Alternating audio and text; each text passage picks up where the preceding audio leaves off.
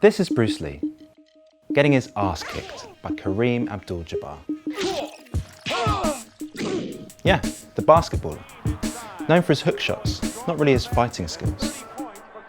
But this is actually a stroke of movie casting genius, because when Game of Death was made in 1973, Abdul-Jabbar was at the peak of his powers in the NBA. He was a huge star, and he was also a friend and martial arts student of Bruce Lee's.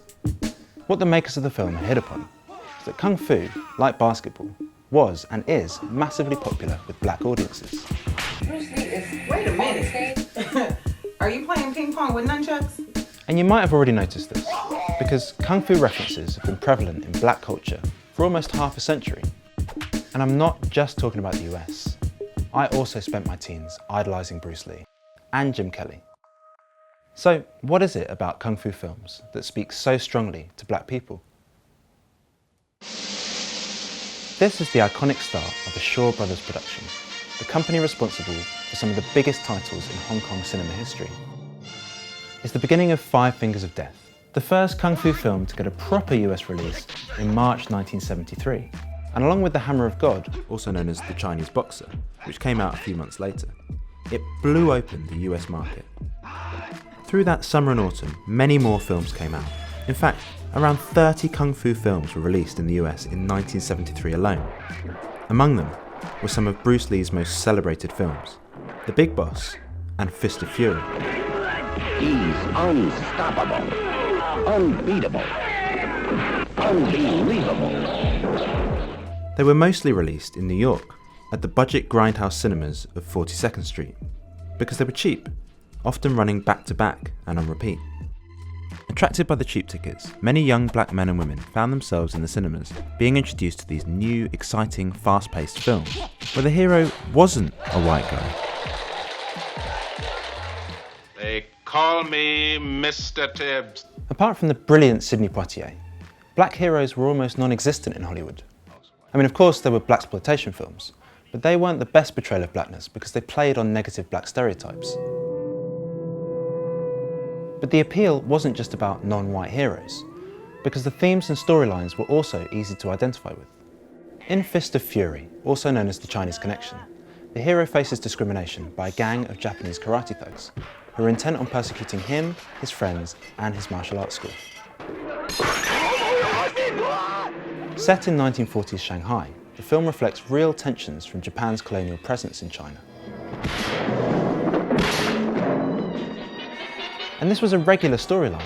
Both Five Fingers of Death and The Hammer of God feature gangs of those pesky Japanese karate thugs who eventually get their comeuppance. Resistance and vengeance against oppression were common themes, as well as self-improvement, determination and defiance in the face of injustice. All this resonated with black audiences. After all, the Black Power movement was in full force. Standing up for your rights and fighting back was a powerful message.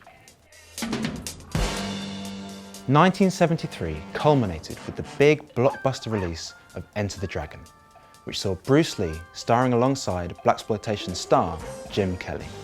It was a massive box office hit. And this had a beneficial effect on the questionable blaxploitation films. They started to incorporate ideas of black heroism in a much more positive way. And all these new heroes could do martial arts. Only a year after Five Fingers of Death had hit the US shores, Kung Fu films were making their mark on black culture. Everybody was Kung Fu fighting! And the impact would run deep, inspiring a younger generation who weren't allowed to go and see those late-night cinema screenings. The 80s saw a second wave of releases across the US on syndicated television. All this set the scene for the 90s, where Kung Fu's influence on blackness produced some truly outstanding pieces of cultural history. Yo, check out the flow like the Hudson or PCP when I'm dusting. Possibly the most obvious example is the Wu-Tang Clan. RZA and his two cousins were regulars at the 42nd Street cinemas. One night, RZA and ODB ducked into a late showing in the early hours of the morning. The film was Shaolin vs. Wu-Tang, and after it finished, they stayed to watch the whole film again.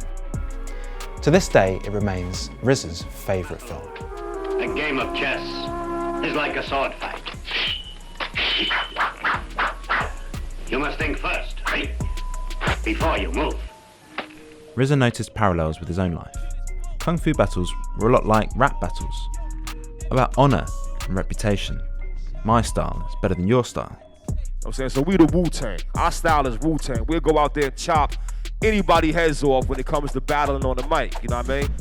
He thought of the tongue like a weapon, a sword, and spitting bars like landing blows.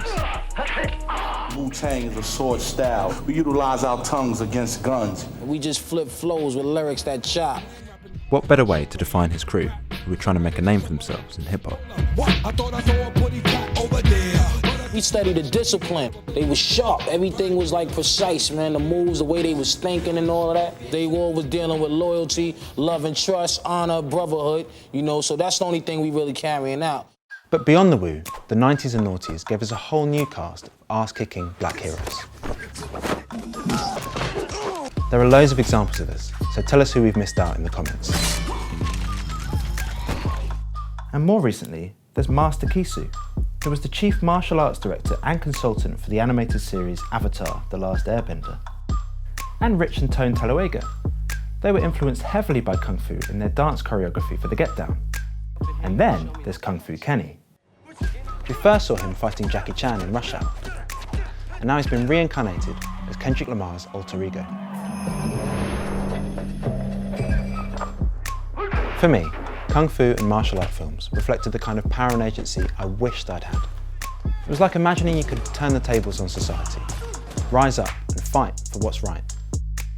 And what's more, a lot of the heroes in these films look like me.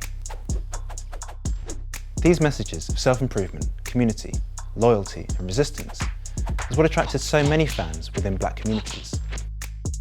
And it's left us with a legacy of some of our most treasured cultural expressions.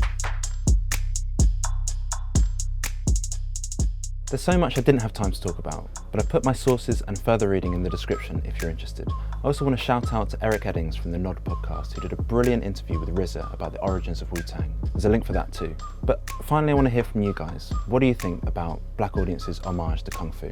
Thanks for watching. Please like and subscribe, and if you like what we're doing, click here to support The Guardian.